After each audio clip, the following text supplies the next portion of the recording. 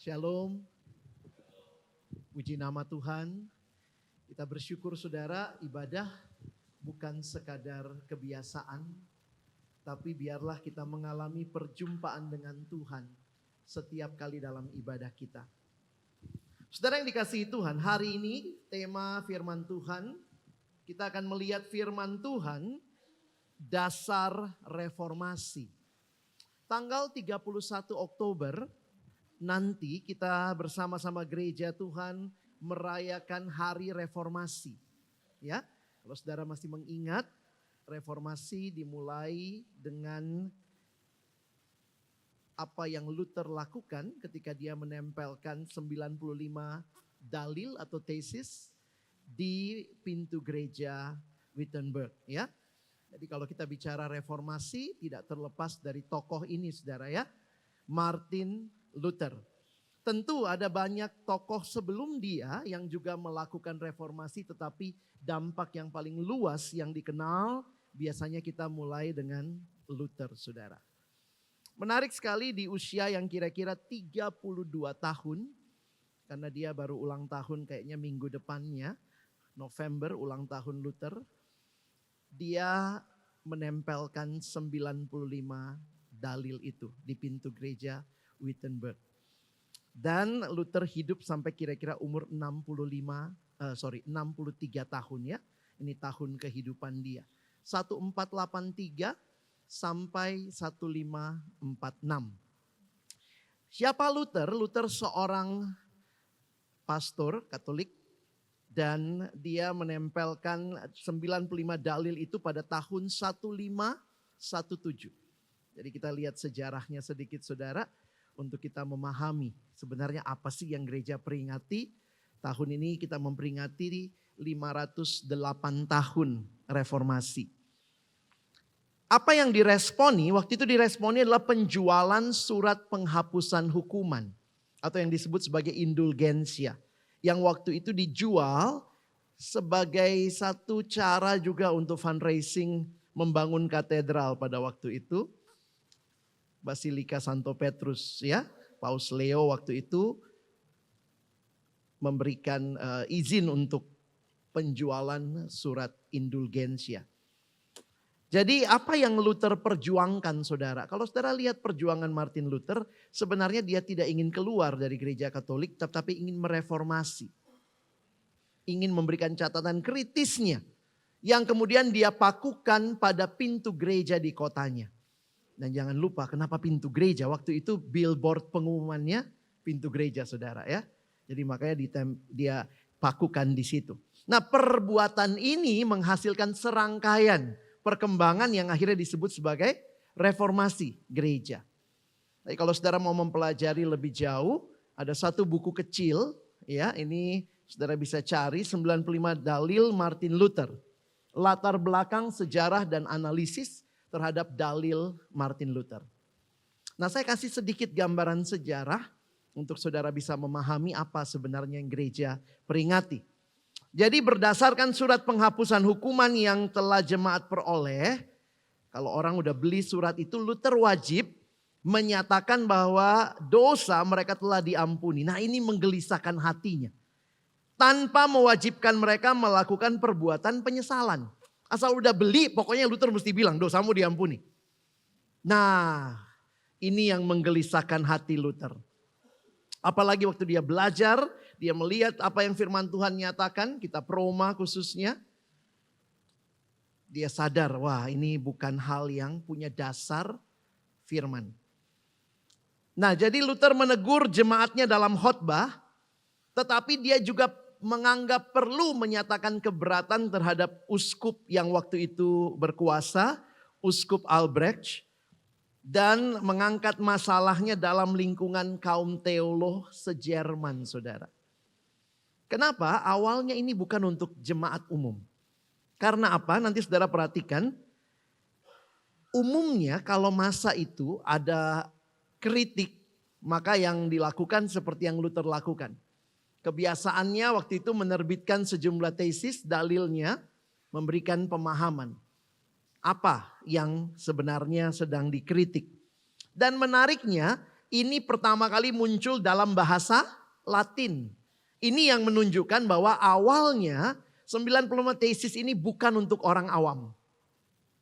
Karena yang Luther ajak diskusi waktu itu sebenarnya adalah masyarakat cendekiawan. Kaum teolog yang waktu itu berbahasa Latin Alkitabnya. Dan mereka juga banyak berkhotbah di dalam bahasa Latin.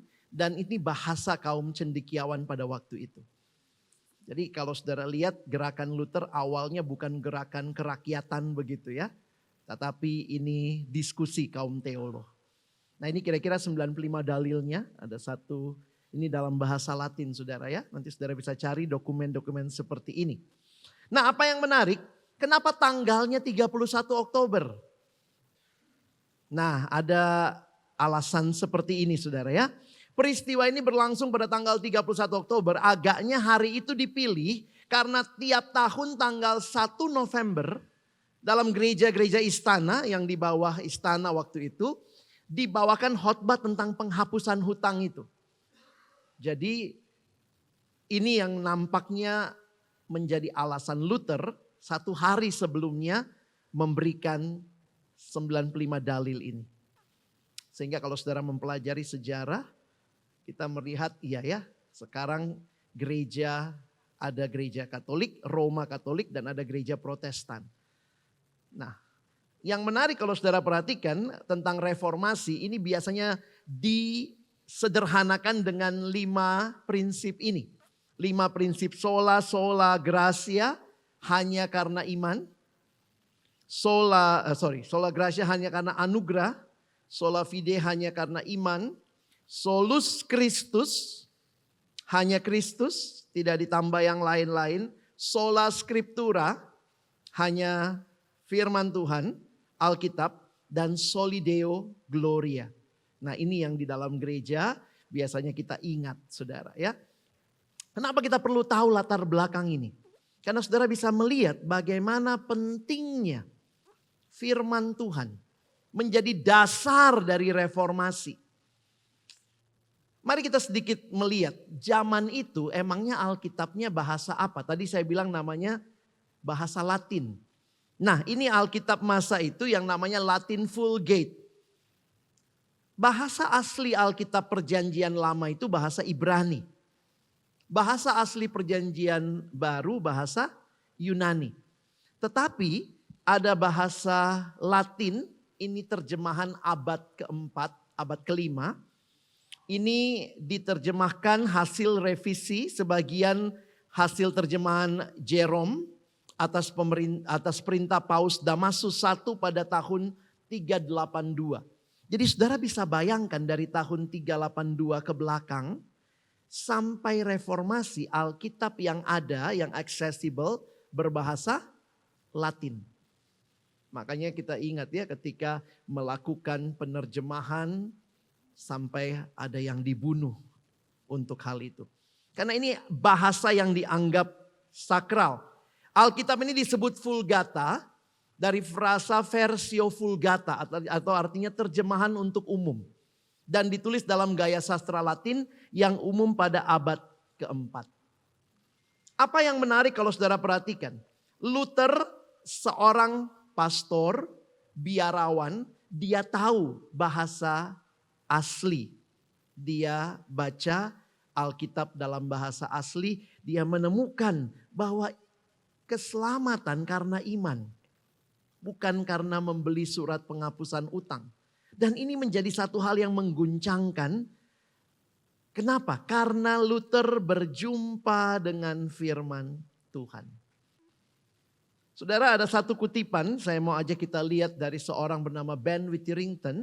Dia bilang begini, in my view, the most dangerous thing Luther ever did was not nail the 95 theses to a door. It was translating the Bible into ordinary German and encouraging its widespread dissemination. Yang berbahaya yang Luther lakukan bukan menempelkan 95 dalil itu saudara. Tetapi ketika dia menerjemahkan Alkitab ke dalam bahasa Jerman sehari-hari. Wow, Ini yang menarik sekali. Kalau kita perhatikan dalam sejarah, waktu Luther melakukan reformasi, dia langsung berpikir bagaimana orang bisa baca Alkitab dalam bahasa Jerman sehari-hari. Maka ini yang Luther lakukan, saudara ya. The Luther Bible is a German language Bible. Luther tidak menerjemahkan dari Latin Vulgate. Dia terjemahkan langsung dari bahasa aslinya Ibrani dan Yunani. Nah, terjemahan Luther hingga hari ini masih dipakai di Jerman. Ini terjemahan Luther yang mereka pakai hingga hari ini. Kapan terbitnya? Ingat tadi reformasi 1517. 7 tahun kemudian perjanjian barunya keluar. 1522. Lalu lengkap perjanjian lama perjanjian baru 1534. Jadi saudara bisa lihat dalam perkembangan Tuhan membawa Alkitab menjadi bagian yang accessible untuk rakyat. Dan Luther terus melakukan revisi hingga tahun 1545. Dan hasilnya itu sampai hari ini masih dipakai di Jerman. Luther meninggal tahun berapa saudara tadi? 1546. Jadi berarti 1 tahun sebelum meninggal masih terus merevisi terjemahan yang dia lakukan. Kenapa kita belajar Luther? Kenapa kita belajar tentang Alkitab diterjemahkan? Saudara, saya ingin mengajak kita memahami tema hari ini. Reformasi sejati terjadi ketika umat berjumpa dengan Tuhan di dalam firman Tuhan. Reformasi bukan perbuatan politik, hanya ingin mengguncang kekuasaan gereja Roma waktu itu. Tetapi reformasi terjadi ketika Luther berjumpa dengan Tuhan dalam firman. Dia memahami, dia merindukan jemaat memahami firman dalam bahasa yang bisa mereka mengerti. Dan karena itulah dia dikejar-kejar saudara ya. Jadi memang sebenarnya dalam pengejarannya dia dapat simpati, akhirnya muncullah gereja Protestan. Ada 2 pendekatan yang pernah saya dengar, ada yang bilang gereja Protestan karena memang dasar tukang protes. Ya Bapak Ibu ini gereja Protestan tukang protes. Tapi sebenarnya ada satu yang lebih tepat adalah Protestanum. Protestamen. Jadi Luther mempunyai gerakan yang pro kepada kitab suci. Protestanum. Jadi saudara lebih baik kita dikenal sebagai pro kitab suci daripada tukang protes ya. Jadi ini menarik untuk kita perhatikan. Dan waktu kita belajar dari Alkitab, nah sekarang kita ke Alkitab saudara ya. Di dalam Alkitab yang namanya reformasi yang terjadi yang dicatat. Salah satunya yang menarik adalah reformasi Ezra. Ezra seorang imam. Dan di masa itu dia masanya sama dengan Nehemia. Nehemia bangun tembok, Ezra bangun spiritualitas umat. Dan apa yang Ezra sampaikan? Nah kita baca ayat ini sama-sama ya. Yuk Ezra 7 ayat yang ke-10. 1, 2 ya. Sebab Ezra telah bertekad untuk meneliti Taurat Tuhan dan melakukannya serta mengajar ketetapan dan peraturan di antara orang Israel. Saudara, ada orang seperti Ezra yang punya kerinduan yang dalam untuk apa? Meneliti, berarti belajar sungguh-sungguh. Yang diteliti itu kemudian dilakukan dan bahkan mengajarkan. Karena posisi dia sebagai imam waktu itu. Nah ini menarik untuk kita perhatikan. Reformasi tidak terjadi langsung. Tetapi ketika ada pribadi-pribadi yang berjumpa dengan Tuhan melalui firman Tuhan. Nah ini Ezra contohnya. Apa yang terjadi kemudian? Kita lihat kolaborasi Ezra dan Nehemia. Saya ajak Bapak Ibu Saudara baca Nehemia pasal 8. Ada ayatnya saya taruh di depan. Kita akan baca mulai ayat 3 sampai ayat 13 ya. Coba kita pelan-pelan baca ayatnya. Nanti ada banyak nama di situ ya. Bisa pilih untuk nama anak atau cucu. Yuk kita baca, saya baca ayat 3, Bapak Ibu baca ayat 4, kita bergantian sampai ayat 13. Lalu pada hari pertama bulan yang ketujuh itu, Imam Ezra membawa kitab Taurat itu ke hadapan jemaat. Yakni baik laki-laki maupun perempuan dan setiap orang yang dapat mendengar dan mengerti.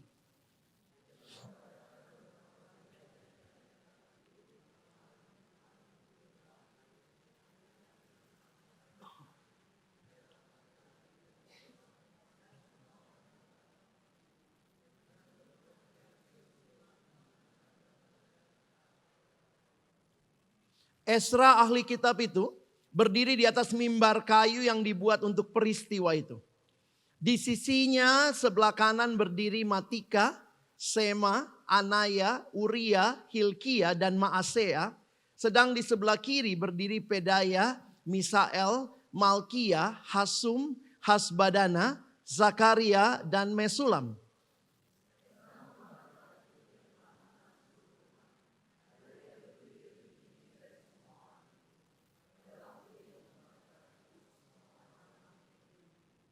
Ini pola gereja begitu kali ya, yang khotbah lebih tinggi saudara ya.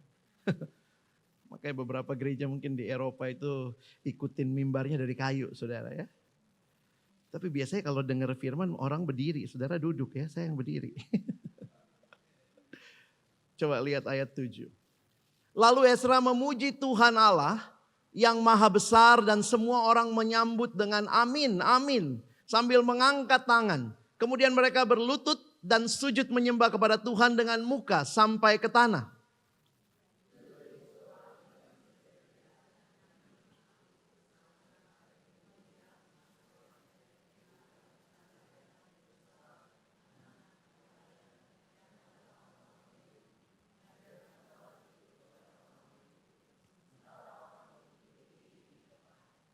Saya lagi bayangin ini gimana saudara ya. Lagi berdiri terus bikin ini ya, komsel. Ya kan ada orang-orang yang ngajarin ya. Jadi memang menarik ya, bukan cuma dibacakan dari depan tapi juga dimengerti. Itu poin yang penting. Bagian-bagian daripada kitab itu yakni Taurat Allah dibacakan dengan jelas. Dengan diberi keterangan-keterangan sehingga pembacaan dimengerti.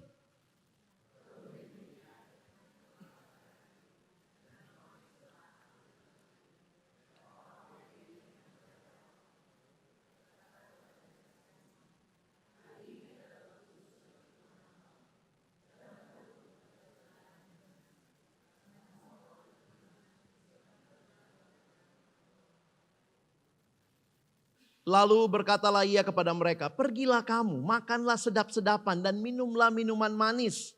Dan kirimlah sebagian kepada mereka yang tidak sedia apa-apa. Karena hari ini adalah kudus bagi Tuhan, Tuhan kita. Jangan kamu bersusah hati, sebab sukacita karena Tuhan adalah perlindunganmu.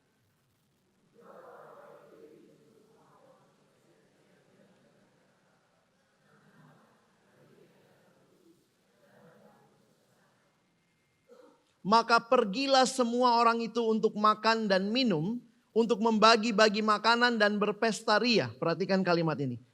Karena mereka mengerti segala firman yang diberitahukan kepada mereka.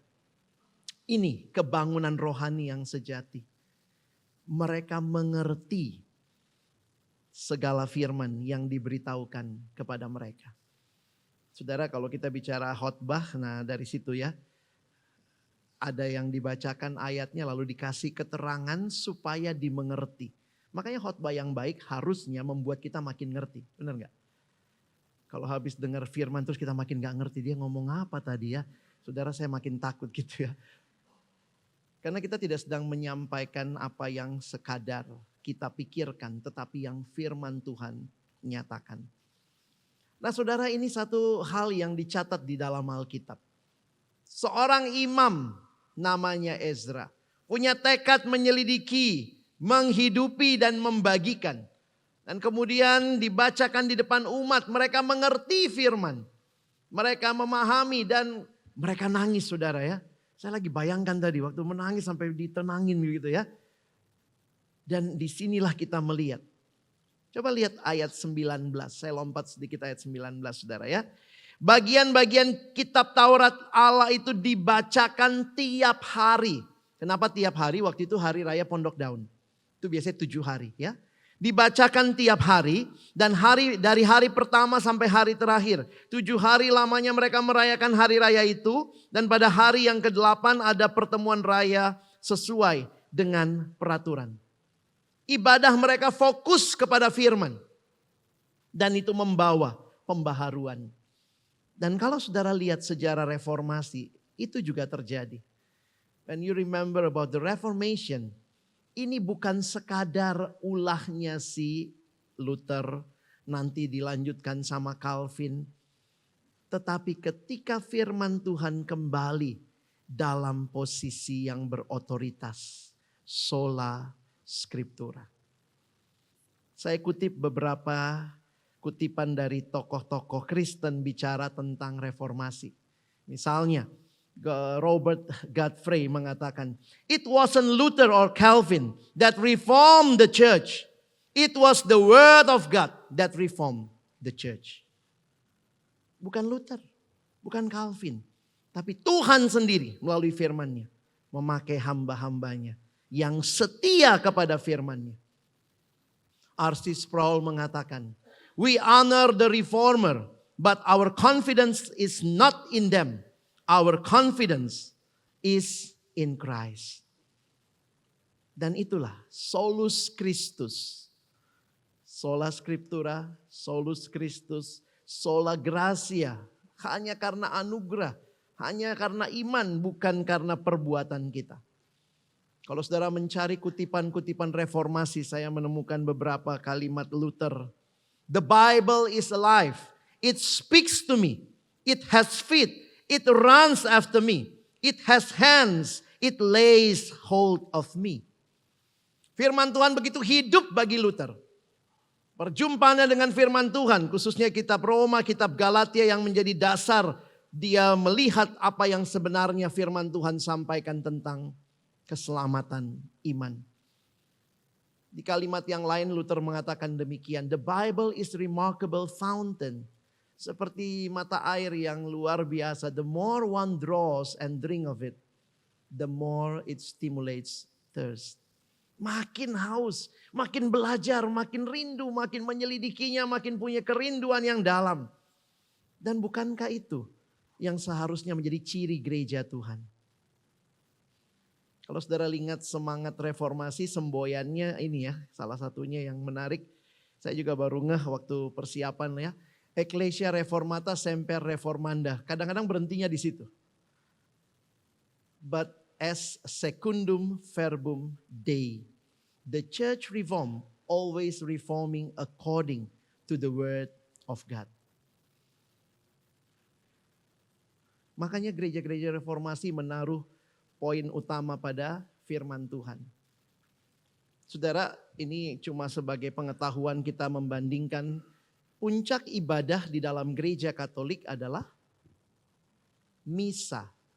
Karena itu di bagian depan paling tengah altar. Mimbarnya pasti di pinggir. Kalau gereja Protestan yang di tengah mimbar. Dan itu kelihatan ya dari tata lokasi dan segala macam. Bahkan di beberapa gereja Protestan yang masuk pertama itu Alkitab, saudara. Ya, baru di belakangnya pelayan-pelayan Tuhan. Begitu tingginya otoritas Alkitab harusnya menjadi dasar gereja. Mungkin saudara bilang, loh tapi di gereja kita kok gak begitu-begitu amat gitu ya. Di gereja tertentu sampai ada penyerahan Alkitab. Tapi poin saya bukan masalah ritualnya dilakukan atau tidak. Ini dihotbahkan atau tidak. Jangan-jangan yang dihotbahkan bukan firman Tuhan lagi. Tapi pesan-pesan moral. Dan bersyukur ketika melihat gereja reformasi fokus kepada pengajaran firman. Maka ketika saudara dan saya mau mengalami reformasi sejati. Nah, mari kita serius dengan firman Tuhan. Firman Tuhan menjadi dasar yang penting bagi hidup kita. Saya tidak tahu seberapa serius kita dengan firman Tuhan. Tapi beberapa kali saya bertanya ya. Saya pergi ke satu sekolah Kristen. Saya gak usah sebut namanya. Bapak Ibu gak usah nebak namanya. Lalu kemudian saya tanya ya, karena itu kan anak-anak banyak yang dari latar belakang Kristen. Saya bilang, boleh tahu siapa yang dari kecil sudah Kristen? Begitu lahir udah namanya Matius, Markus, Yohanes, Maria, Marta. Angkat tangan ya. Oke, kira-kira 80% angkat tangan tuh. Saya bilang, oke, adik-adik, ini kira-kira ada 200 atau 300 murid ya lagi ibadah sama-sama. Ayo angkat tangan yang tinggi ya, tahan tangannya. Sekarang Kak Alex tanya yang kedua. Siapa yang sudah pernah baca Alkitab sekali selesai dari Kejadian sampai Wahyu? Pelan-pelan aja turunnya ya biar nggak malu. Tenang saudara, saya nggak lakukan di sini. Santai saudara. Puji Tuhan tapi ya masih ada 3 anak angkat tangan. Saya kagum juga tuh. Ada 3 anak angkat tangan. Mereka pernah baca Alkitab sekali habis. Saudara, saya tidak mengatakan itu satu-satunya tanda. Tapi saya cuma mau mengingatkan seberapa serius orang Kristen dengan kitab sucinya. Kitab yang dijunjung tinggi, yang masuk duluan dalam ibadah, yang dihotbahkan, bahkan lambang gerejanya pakai Alkitab terbuka. Tapi berapa banyak? Bahkan mungkin tidak banyak keluarga Kristen menjadikan Alkitab sebagai menu utama kehidupan rumah tangga. Iya Pak, kita gak usah Kristen-Kristen banget lah. Kadang begitu kita bilang ya. Tapi pertanyaannya bagaimana firman Tuhan dalam posisinya dalam kehidupan kita. Saudara sepupu kita punya kerinduan ya. Anaknya hatam. Hatam itu apa? Selesai baca Quran. Ya kita tidak bicara motivasi dan mereka mengerti atau tidak. Tapi kerinduannya menarik tuh. Sehingga pulang sekolah anaknya harus ngaji. Ya, orang Kristen anaknya pulang sekolah les. Nggak salah sih. Masa les nggak boleh. Ya, ada yang anaknya pulang sekolah les Alkitab. Aduh Pak, masa les Alkitab Pak? Ya les lah. Percakapan ibu-ibu nunggu anak pulang sekolah apa ya? Gimana nilainya bagus tuh, guru mathnya siapa? Boleh dapat gak nomor telepon guru lesnya? Mungkin itu percakapannya ya. Atau ada percakapan ibu-ibu, anak saya kemarin baru selesai baca Ayub.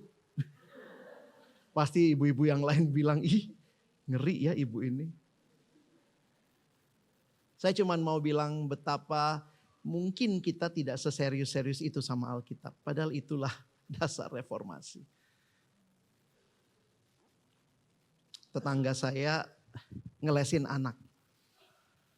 Anaknya pulang les, tiba-tiba mamanya saya overheard ya. Saya nggak ikut rumpi ibu-ibu di kompleks. Tapi saya dengar gitu karena biasa mama-mama ya.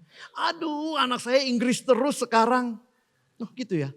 Iya ngomong cat, dog, anaknya TK. Nah itu kalau datang mobil les, mobil yang jemput untuk les tuh mamanya bisa teriak 1 gang denger. Hei cepetan, les. Itu tuh mamanya tuh ini banget ya. Karena les bayar mahal kali saudara ya. Saya sempat mikir gitu ya, mungkin pikiran iseng aja. Coba sekolah minggu bayar ya. Supaya orang tua juga lebih rajin suruh anak sekolah minggu. Papa mama udah bayar mahal. Karena gratis jadi kita ya kalau bawa oke, nggak bawa nggak apa-apa gitu. Beberapa orang tua malah hari Minggu, aduh kasihan, Senin sampai Sabtu full les, Minggu kalau bisa dia tenanglah. Tenangnya apa? Nggak usah gereja gitu. Ini realita-realita yang kadang-kadang saya mau bilang ya agak sedih juga. Makanya kalau Alkitab bukan jadi menu utama, mungkin wajar. Apa bukti kita mengasihi Tuhan? Apa bukti saudara dan saya mengasihi Tuhan? Seberapa besar foto Yesus di dompet kita? Seberapa besar kalung salib kita? Ini kalimat Yesus. Kita baca sama-sama. 1, 2 ya. Jikalau kamu mengasihi aku. Simpel ya. Saudara mengasihi Tuhan? Ikuti perintahnya. Baca firman-Nya. Makanya ada lagu gitu ya. Aku mengasihi engkau Yesus dengan segenap hatiku. Refrennya bilang apa? Ku renungkan firman-Mu siang dan malam. Padahal gak pernah. Kadang-kadang kita nyanyi ambil tutup mata ya. Ku pegang perintah-Mu dan ku lakukan asal gak susah. Engkau tahu ya Tuhan, tujuan hidupku hanyalah untuk menyenangkan hatimu dan hatiku. Saudara, mari kita serius dengan firman Tuhan. Saya khotbah begini juga buat saya saudara ya. Ini bukan buat saudara aja. Waktu saya pikir-pikir, ya ampun, mengasihi Tuhan menuruti segala perintah. Apakah ini menjadi menu utama kita setiap hari? Beberapa orang bilang no Bible, no breakfast. Ya ekstrim juga sih ya. Kalau saudara gara-gara nggak breakfast, nggak konsen baca Bible, breakfast first and then Bible ya. Karena ada yang begitu baca itu agak melayang gitu ya, gulanya masih kurang gitu ya. Ya bacalah saudara, ini kita ya, saya pernah cerita juga kan anak remaja protes, Kak Alex kalau bawa Alkitab kurang rohani. Gimana yang rohani? Karena dia lihat saya bawa Alkitab biasa aja gitu saudara ya. Angkat dikit Kak, angkat. Saudara ya. Oh ini bisa jadi alat-alat buat kita kelihatan rohani. Iya. Satu waktu saya khotbah saking semangatnya, mimbarnya waktu itu pakai mimbar stand mic gitu saudara ya, stand partitur. Tiba-tiba Alkitab saya jatuh saudara. Jatuh pas saya mau ngambil keinjek itu ret-ret remaja. Saya ingat semua orang, kakak berdosa, kakak berdosa. Pelan-pelan saya ambil Alkitabnya, saya bilang, mana lebih berdosa punya Alkitab gak dibaca. Jelep. Saudara, kita banyak kali bicara Alkitab cuma sebagai simbol. Remaja lebih jujur kadang-kadang ya. Ada anak remaja bilang sama saya ini di satu gereja, saya udah gak takut Kak tidur sendiri. Kenapa? Oh saya taruh Alkitab. Hah? Kamu kebanyakan nonton film Hollywood. Saya bilang buat apa Alkitab? Ya kalau ada setan kan Kak. Gitu. Saudara, bagaimana melawan setan? Melawan Alkitab katakan 1 Petrus 5. Lawanlah dia dengan iman yang teguh. Iman timbul dari pendengaran akan firman, bukan fisik Alkitabnya. Isinya dibaca, direnungkan, membentuk iman kita. Itu yang melawan si jahat. Hati-hati kalau Alkitab cuma jadi simbol. Alkitab cuma jadi sebuah hiburan supaya kita tenang. Kayaknya di rumah ada Alkitab, ada foto Yesus. Padahal gak pernah dibuka. Seorang pendeta kunjungi jemaat. Ini pendetanya rajin ya, kunjungi jemaat. Dan jemaatnya juga mau dikunjungi. Banyak pendeta rajin, jemaatnya gak mau. Nah begitu kunjungan. Kemudian biasa pas pagi-pagi, gimana yang di rumah cuma ada ibu. Ibu gimana kabar? Oh baik. Bapak baik bu, bapak baik. Bapak lagi kerja, anak-anak baik. Iya anak-anak baik. Anak-anak lagi sekolah. Ya pendeta ngobrol-ngobrol sebentar. Baik bu, saya mau permisi mau ke rumah jemaat yang lain. Oh iya Pak Pendeta. Terus pendeta bilang boleh bu saya berdoa untuk ibu dan keluarga. Oh iya boleh Pak Pendeta. Sebelum berdoa kita baca Alkitab sebentar ya bu. Ibunya kemudian panggil, Mbak tolong Alkitab ibu di atas lemari. Keluarlah mbaknya bawa Alkitab. Alkitab gede dari atas lemari. Lalu kemudian ibunya bilang, Pak Pendeta kita mau baca dari mana? Oh kita baca Mazmur 23. Ibu itu buka Mazmur 23. Pas buka saudara, dari dalam Alkitab ada barang yang jatuh. Saudara tahu apa yang jatuh? Ternyata yang jatuh itu kacamata baca orang tua itu loh. Jatuh dari dalam Alkitab. Tak gitu. Spontan ibu itu ngomong, ya ampun ini barang saya cari 3 tahun. Baru berapa lama gak baca Alkitab? Baru 3 tahun. Bapak ibu kalau ada barang hilang cari di Alkitab ya. Jangan.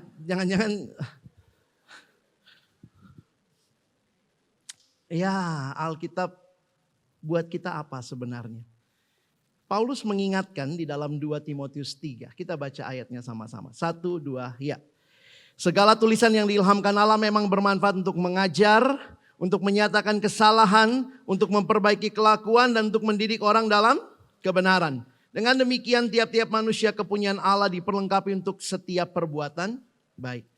Dalam terjemahan bahasa Inggris dikatakan all scripture, seluruh kitab suci diberikan Allah untuk mengajar, menyatakan kesalahan, memperbaiki kelakuan, mendidik orang dalam kebenaran. Saudara mau hidup benar? Alkitab pedomannya. Saya tadi cerita ada anak remaja pernah bilang begini, saya malas baca Alkitab Kak Alex. Kenapa? Habis kayaknya tentang saya semua. Maksudnya tiap kali dia baca, dia ditegur.